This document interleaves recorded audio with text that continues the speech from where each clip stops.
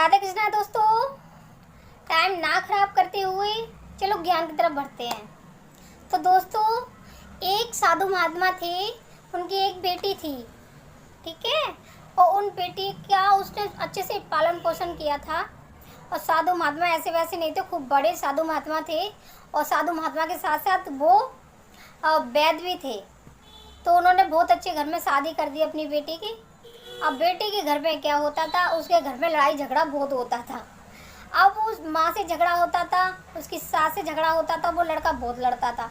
किसी को अच्छा नहीं लगता दोस्तों कि हमारी माँ से बीवी लड़े तो फिर हमको भी अच्छी लगेगी। कई लड़के होते हैं ऐसे और कई ऐसे होते हैं। तो दोस्तों, वो अपनी माँ की वजह से उससे बहुत बहसबाजी करता था, उसको चैन नहीं लेने देता था। तो शाम को आया अपनी ड्यूटी से, और वो भी अपना काम धंधा करके अपने रूम में गई। तो वो बोलता उससे कि सुनो जी, मैं ना पिक्चर बनाऊंगा, मेरे साथ तुम पिक्चर में काम करोगी? कि हाँ करूँगी। कि तुम पिक्चर बनाओ और मैं ना काम करूँ? मैं तो ज़रूर करूँगी। स्वामी जी बताओ मेरा काम क्या होगा, क्या रोल होगा मेरा? कि तेरा रोल तो छोटा ही सा होगा। कि क्या होगा बताओ मुझे। कि देख, एक सरोवर होगा, सरोवर में धीरे धीरे उतरना है तेरे को। कि बस इतना सा काम होगा? कि हाँ इतना ही सा काम होगा। कि अच्छा तो मैं तो कर लूँगी, तो बहुत अच्छा काम है, छोटा ही सा काम है। कि हाँ जी बताओ जी, पिक्चर का नाम क्या होगा? कि पिक्चर का नाम गई भैंस पानी में। अब तो वो इतनी बात सुनन दो, और वो तो आग बबूला हो गई, वो तो लड़ने पड़ने लग गई और बहुत लड़ाई हुई। सारे दिल लेके यीशु बना रहा इस बात को, और माँ से भी लड़ी और बेटा से भी लड़ी, बहुत लड़ी। अब ऐसे ही लड़ते लड़ते उनको 6 महीने हो गए, और उसने उसी दिन गांठ बांध ली कि मैं भी इससे बदला लूँगी ज़रूर। अब रहते रहते 6 महीने हो गए। 6 महीने के बाद अब वो सोची ये भूल गया होगा, चलो अब मैं बदला लूँगी अपना। अब वो शाम को बोली कि हाँ जी सुनो, मैं भी एक पिक्चर बनाऊँगी, आप उस पिक्चर में काम करोगे? कि हाँ भगवान मैं करूँगा ज़रूर। बताओ मेरा क्या काम होगा उस पिक्चर में, क्या रोल होगा मेरा? कि तुम्हारा भी छोटा सा रोल होगा। कि क्या भगवान बताओ तो सही। कि देखो, जमुना जी तक जाना है, वहाँ से वापस घर तक आना है, फिर जाना है फिर आना है, 2 चक्कर काटने हैं सिर्फ, इतना ही सो तो काम होगा तुम्हारा, यही रोल होगा। क्या अच्छा बस छोटा सा काम है? कि हाँ मैं तो कर लूँगा।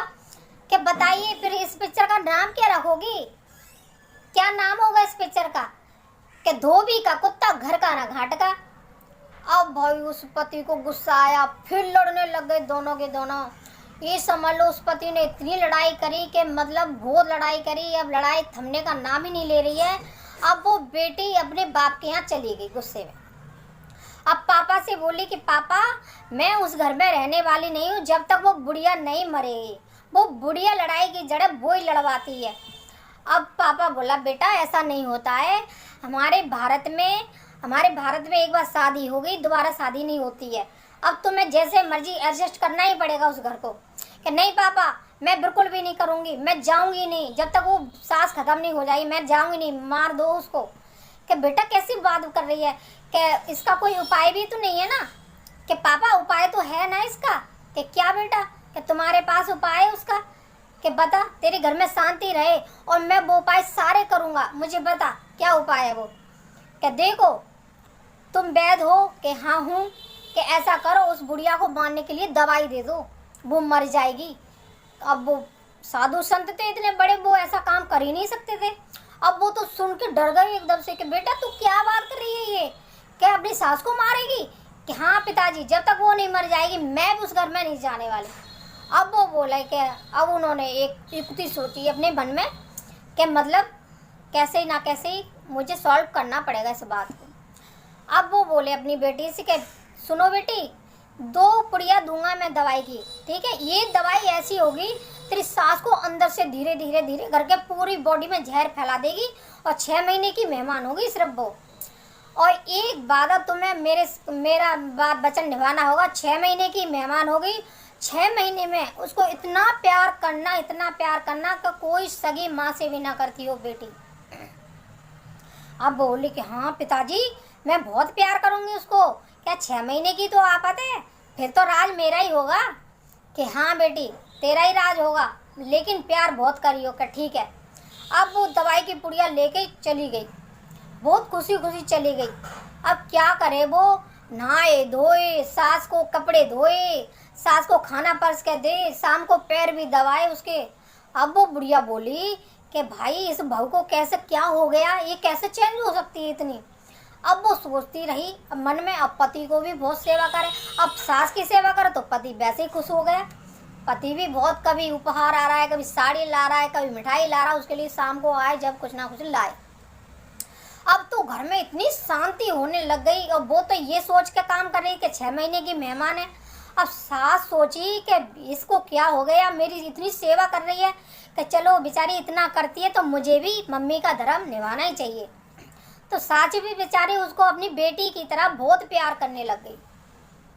जी समझ लो 2-3 महीने में तो इतना प्यार हो गया उन दोनों में, सास बहुओं में, कि मतलब एक दूसरे को बिगड़ दे के रह नहीं सकती थी वो, इतना प्यार।